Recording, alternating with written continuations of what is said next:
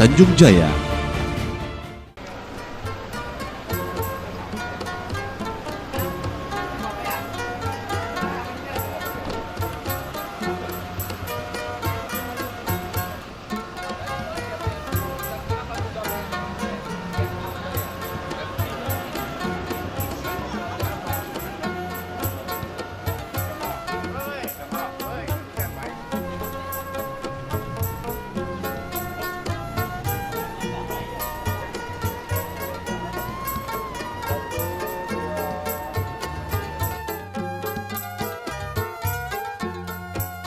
Kita berada di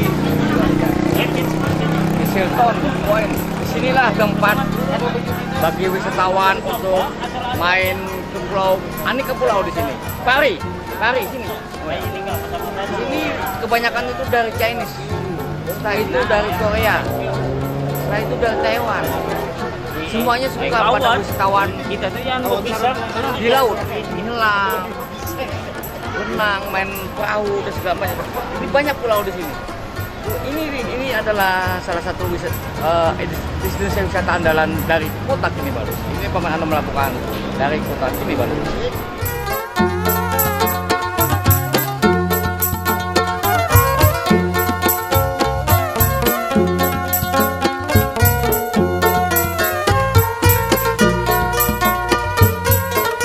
Bubuhan Kulaan Banjar TV, saat ini kita berada di nama tempat Jesselton Point.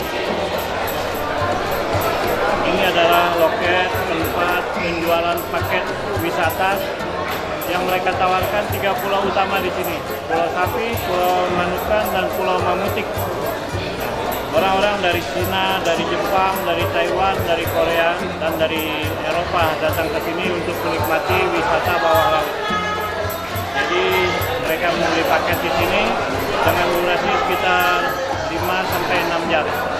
Diantarkan pagi, nanti siang sampai sore mereka dijemput kembali. Dan mari kita perhatikan bagaimana ramainya. Sekarang baru jam 8.40, tetapi pengunjungnya sudah luar biasa. Lebih luar biasa lagi kalau kita lihat aktivitas di dermaga penyeberangan yang membawa mereka menuju tempat-tempat wisata.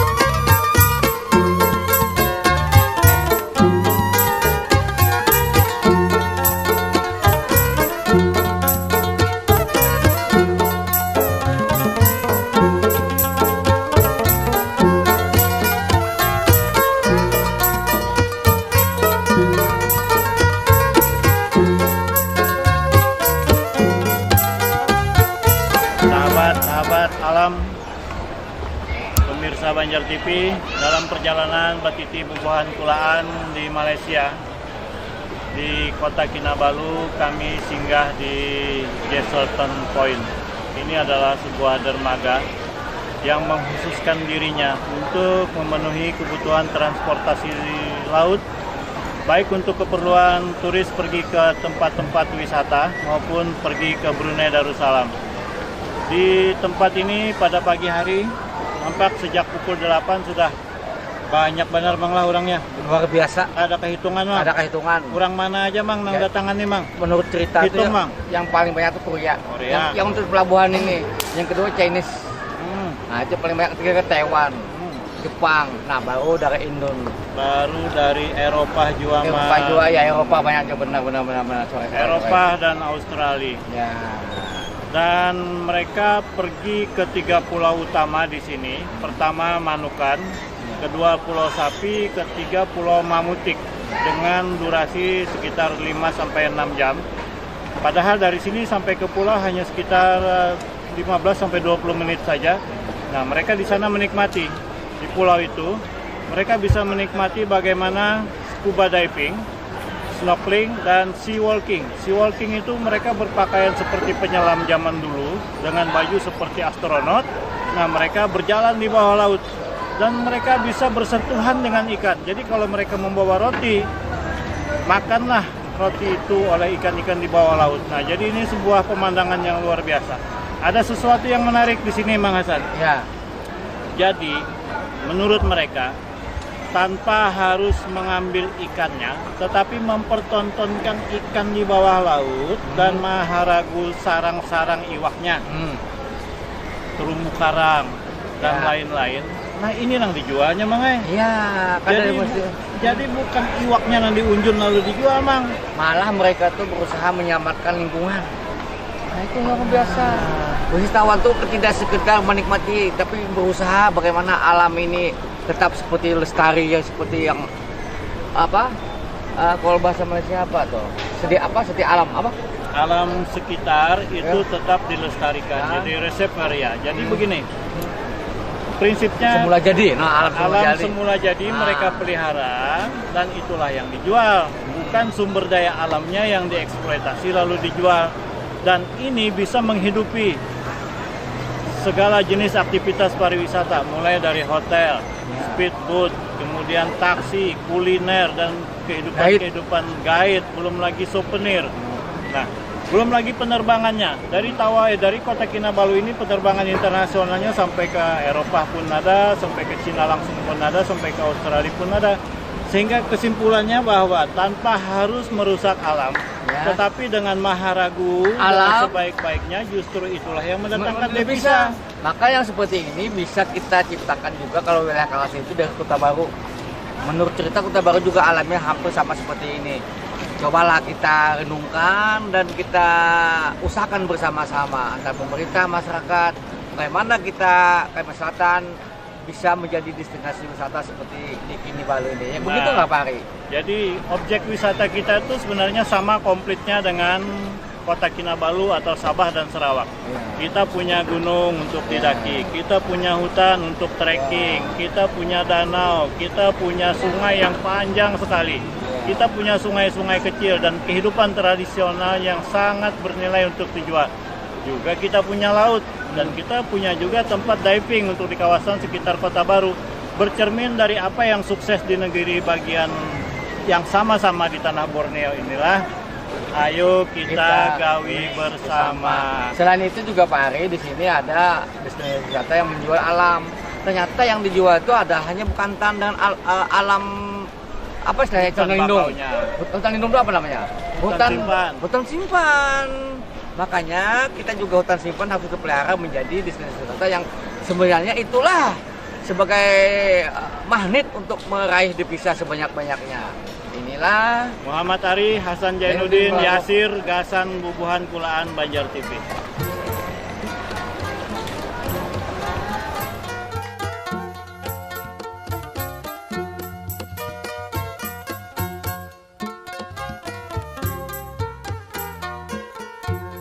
Pisang. Asli mana Bang? Dari Kemayoran.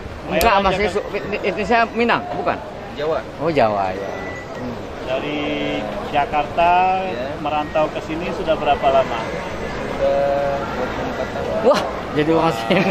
Oh, sudah beranak di sini, berumah tangga, sekolah pun anak-anak di sini. Anak-anak sekolah di sini. Tapi bagaimana dengan citizen? Masih warga negara Indonesia? Masih warga negara Indonesia. Istri orang mana? Istri orang Indonesia juga. Orang Indonesia. Tidak masalah di sini tinggal Nggak ada seperti itu. masalah. Enggak masalah ya. Apa yang Toleransinya menarik tinggi ya. abang nih untuk datang ke sini? Ya, Saya kan sementara kerja di kedutaan. Oh. Jadi memanfaatkan hari libur aja. Mendatangi tempat-tempat apa pariwisata di sini, antara lain ya pulau-pulau atau gunung. Apa yang menurut Bang Hisam yang menarik dari cara mereka mengelola objek wisata menurut orang konsulat nih? Abang kan kerja konsulat kan? Mendingan ketemu Bapak. Silakan, menurut Abang sebagai orang Indonesia, apa yang menarik dan membuat mereka begitu ramai seperti ini? Mereka itu mendisiplinkan kebersihan. Nah, itu dia kuncinya. Mendisiplinkan kebersihan dan tertib. Keamanan. Ya, keamanan tertib. Ketertiban itu diutamakan juga sama mereka. Ya. Jadi undang-undangnya berlaku sekali. Tidak diremehkan sama sekali. Peraturan Iya, dibuat peraturan. untuk ditegakkan ya Bang ya, tidak untuk dilanggar ya. Lalu apa lagi? Kemudahan transportasi dan Kemudahan lainnya. transportasi sekarang sedang mulai meningkat ya. Belum lengkap banget, tapi sementara sedang membangun. Antara lain ya Van Borneo itu jalan dari Iya, Tawau betul, sampai betul. ke Oh, Pontianak ya. Sampai Kucing ya. Brunei. Akan lewat sana. Tinggal ditunggu di kita ya, bisa sampai rumah saya nanti Banjarmasin itu, Van Borneo ya. Jadi mereka sedang mengerjakan Van Borneo dari Tawau sampai ke Dari kini Balu mungkin ya. Iya, lewat sampai sini ke juga. Tikong. Cekong juga masuk. Kurang lebih berapa kilometer mereka bangun jalan Van Borneo itu? 2000 mungkin ya. Jadi, nah, pemirsa Bubuhan Kulaan Banjar TV, Abang Hisam yang sudah 24 tahun di Kota Kinabalu, di Konsulat Jenderal Indonesia di sini juga punya penilaian yang sama dengan kami. Mereka menjual pariwisata sebagai bagian dari kota yang berpotensi, bukan menjual objek atau sumber daya alamnya, tetapi kota jasa, ya Bang ya. Kota jasa yang menjual jasa pariwisata sebagai penghasil utama devisa negeri ini. Luar biasa. Terima kasih banyak Bang Hisam. Masih Bang Syam. Sukses.